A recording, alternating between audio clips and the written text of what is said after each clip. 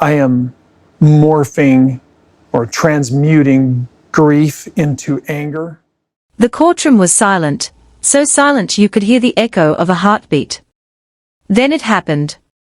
Mary Brown let the manila folder slip from her trembling hand, and when it hit the table, the sound felt like thunder rolling through the room.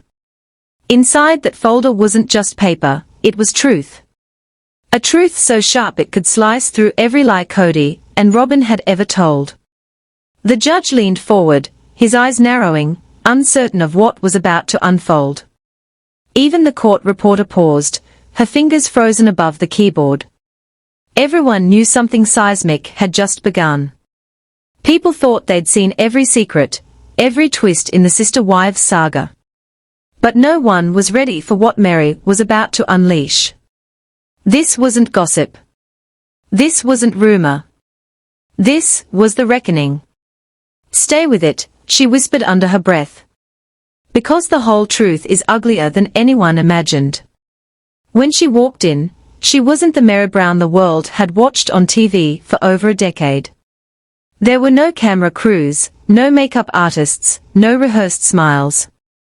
Just a woman stripped down to her truth, carrying the weight of years of betrayal in one shaking hand. Her heels clicked against the polished courtroom floor, each step an announcement of unfinished business. Her eyes didn't waver. Her jaw was set tight. She was no longer walking into a courtroom, she was walking into a battleground. That manila folder in her grip looked ordinary. But its corners were creased, its edges soft, like it had been opened and closed too many times, carrying secrets that refused to die. Inside were documents. DNA reports, signatures that would soon burn the illusion Kody and Robin built like paper in fire. 10 minutes later, Kody Brown made his entrance. He didn't look worried. In fact, he walked in like a man convinced of his own control, coat slung over his shoulder, grin plastered on his face, pretending the world still revolved around him. Beside him, Robin clung to his arm, her lips pulled into a faint smile that didn't. They still thought they were narrating the story. They still believed they held the power. But that day, the story belonged to someone else. In the back row, Christine and Yanel sat quietly. No whispers. No judgment. They weren't allies. They weren't enemies. They were survivors, two women, who had once been part of the same broken empire, now sitting together only because they both knew the cost of silence. They had seen the lies, the manipulation, the control. They had lived it. And now, they were about to watch it all crumble. The bailiff's voice broke the tension. All rise. Everyone stood as the judge took his seat. The atmosphere was thick, like the air itself was waiting for the truth to breathe. But this wasn't about custody. It wasn't about money. It wasn't even about boundaries anymore. This was about something deeper, something that had been buried under years of cameras, contracts, and carefully edited smiles. This was about truth versus legacy. Mary turned slowly, first to the judge, then to Kody, then to Robin. Her eyes burned like a storm ready to break. Your Honor, she began, her voice low but sharp enough to cut glass. I have reason to believe that the legal papers filed in 2014 for Dayton's adoption were forged. Under oath. Gasps rippled through the courtroom. The judge's pen froze mid-air. Kody's grin faltered. Robin's hand tightened around his arm. No one had ever said it out loud before. No one had dared to challenge the sanctity of that document. But Mary just did. For years, that adoption had been a symbol, a picture-perfect moment of family unity. But behind closed doors, the papers told another story. And Mary, she had seen enough to know the truth didn't match the signatures. She had the documents. She had the DNA evidence, and she had nothing left to lose. The silence stretched. You could feel the tension clawing at the walls. The judge cleared his throat. Mrs. Brown, are you prepared to submit this as evidence? Her hand trembled. The morning sun cuts through the heavy courtroom drapes as the second day of testimony begins. The energy is electric, the kind that feels like something irreversible is about to happen. Kody Brown walks in with his lawyer, avoiding every camera, every lens. His eyes are hollow from a sleepless night, his hands shaking as he straightens his tie. But no amount of preparation can save him from what's about to unfold.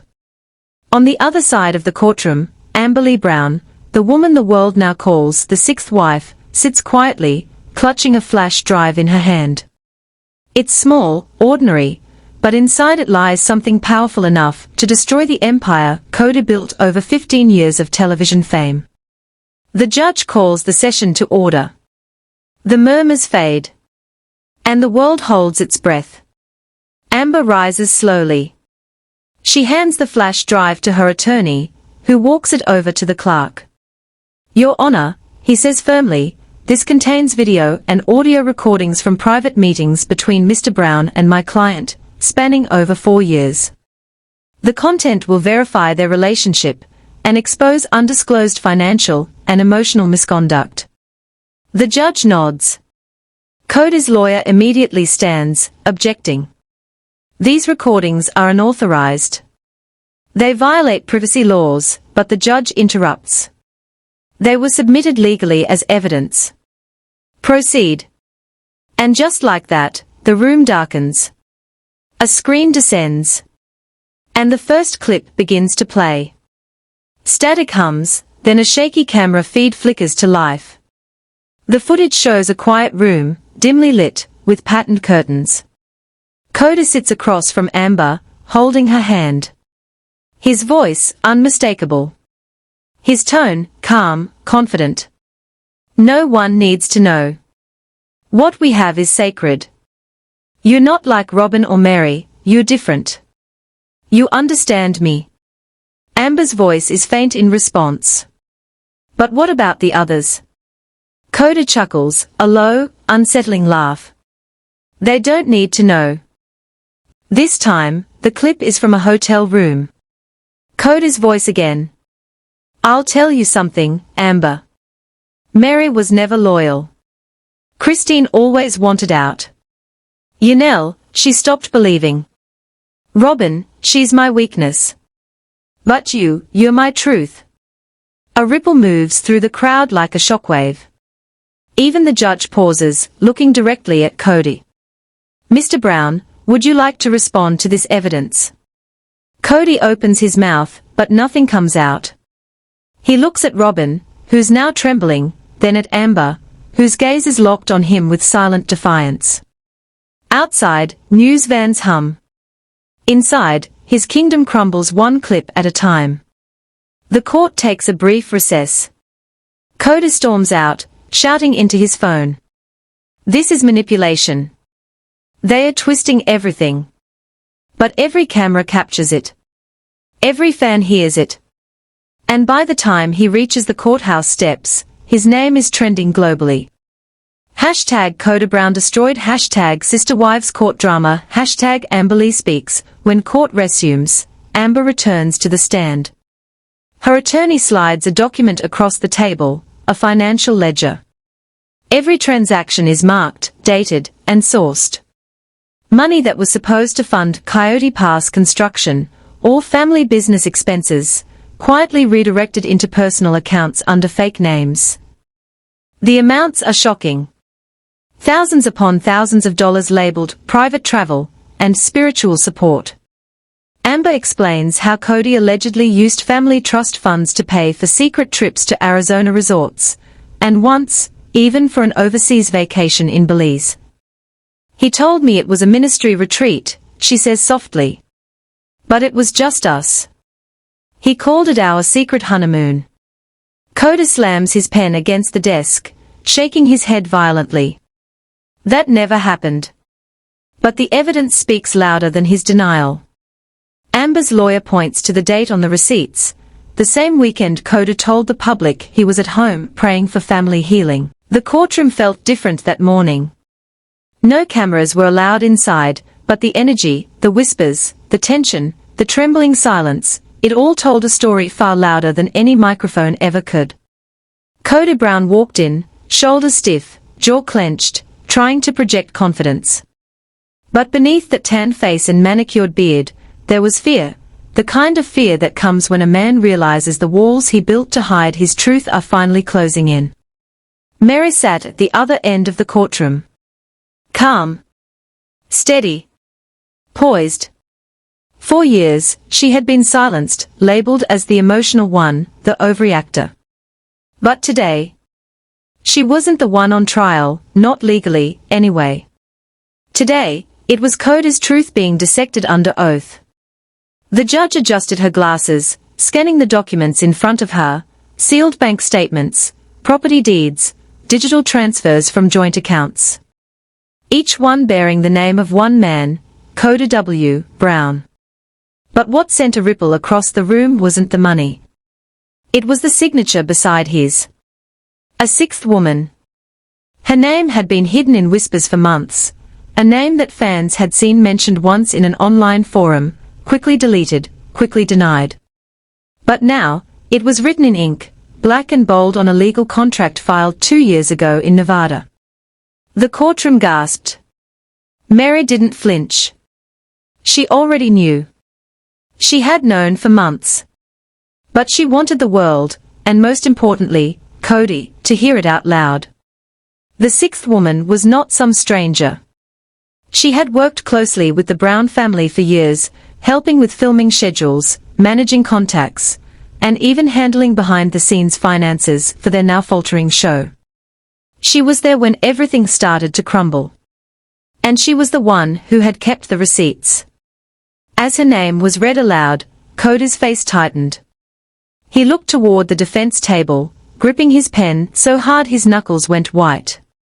His lawyer tried to object, but it was too late. The judge had already allowed the Whitney.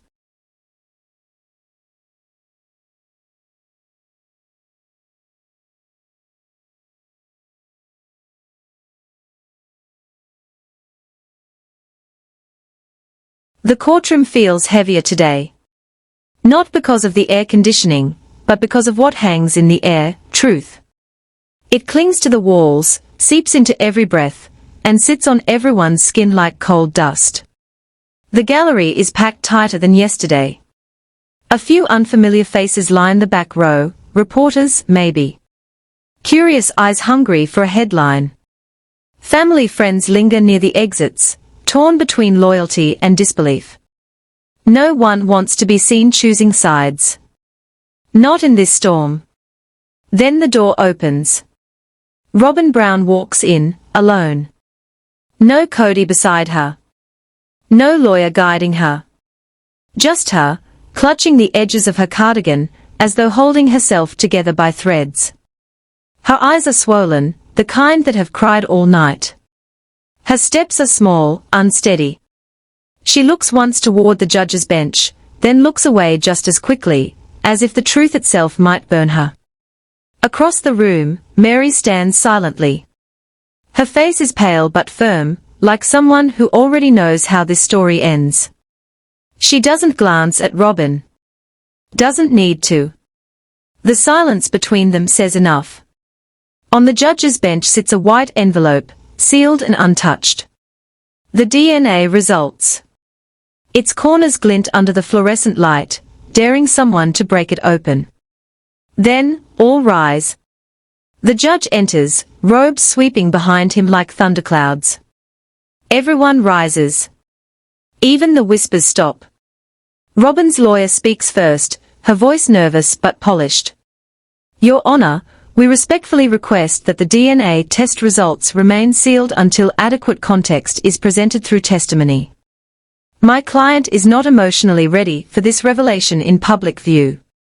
The judge leans back, unimpressed. Your client petitioned for the adoption, did she not? Yes, Your Honor. Then she'll live with what comes of it, motion denied. A murmur ripples through the gallery. Robin's eyes drop to the floor. This isn't a trial anymore, it's a reckoning. And no one is walking out of this room unscathed. The judge nods toward Robin. Mrs. Brown. The attorney's eyes narrow. So, it wasn't true. Robin's hands clutch the edge of the stand. I did not lie, she whispers, tears beginning to form. I simply left things out. The courtroom stiffens. The attorney leans in.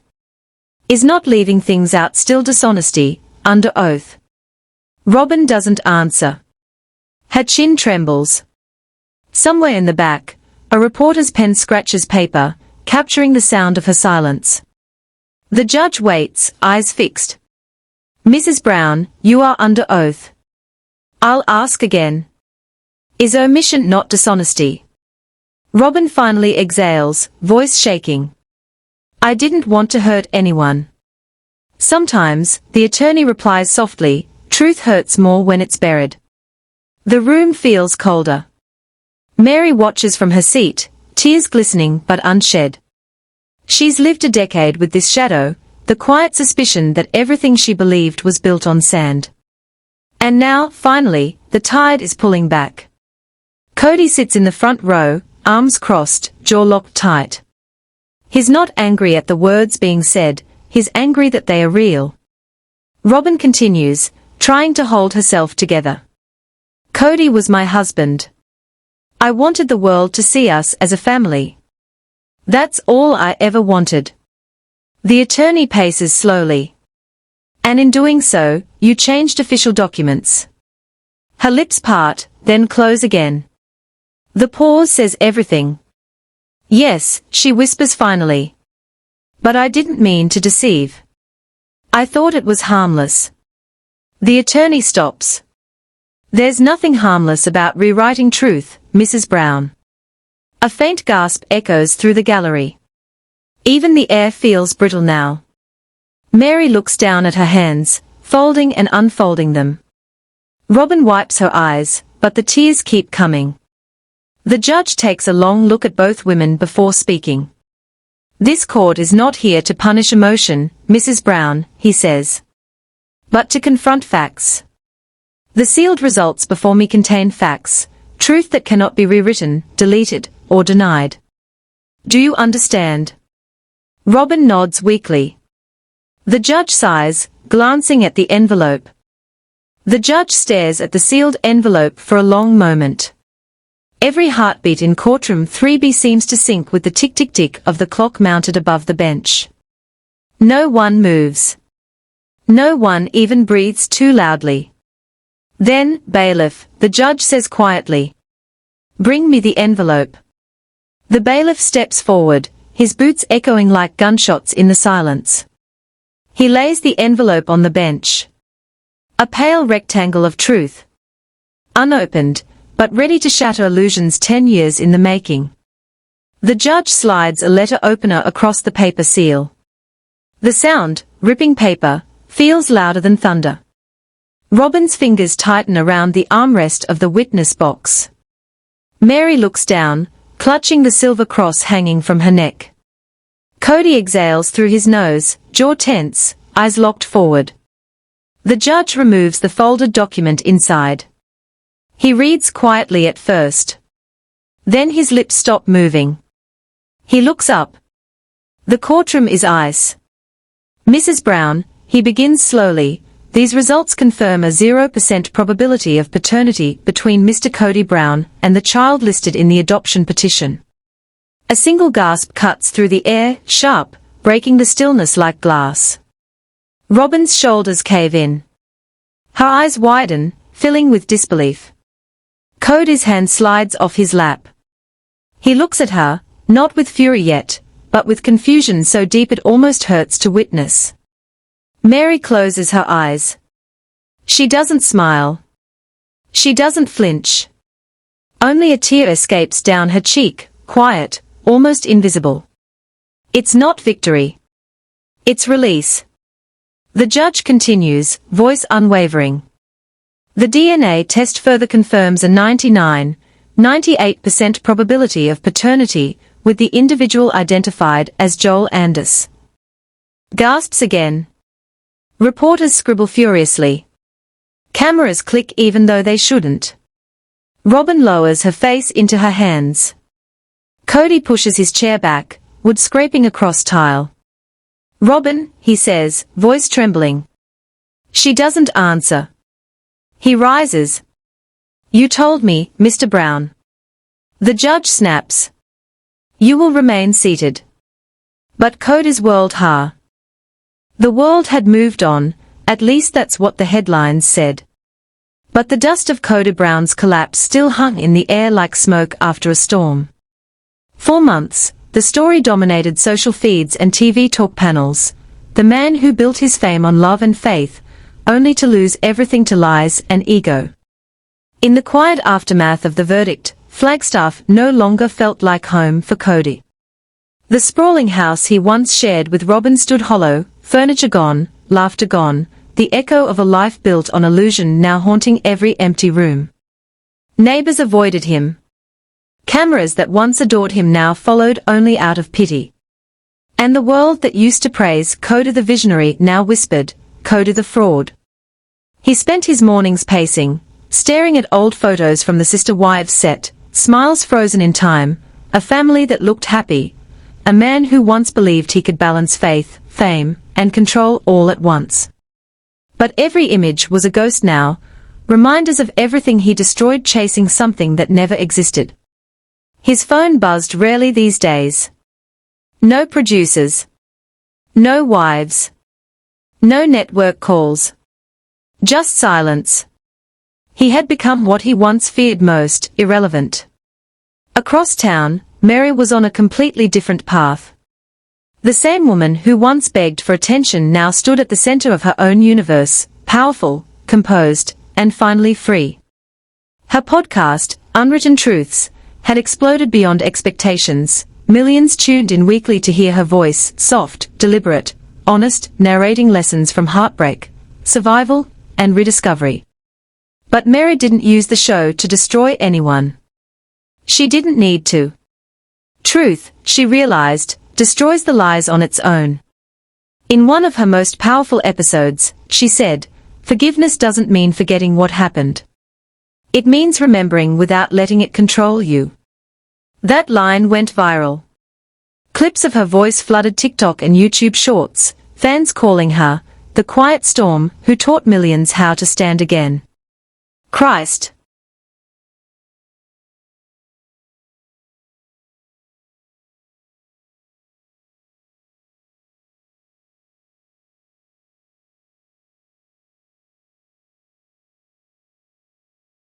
Kody tried to reach out once. A letter to Mary. Handwritten. Trembling ink. He wrote, "Maybe I went too far trying to protect the vision. I didn't mean to lose everyone in the process." Mary read it once.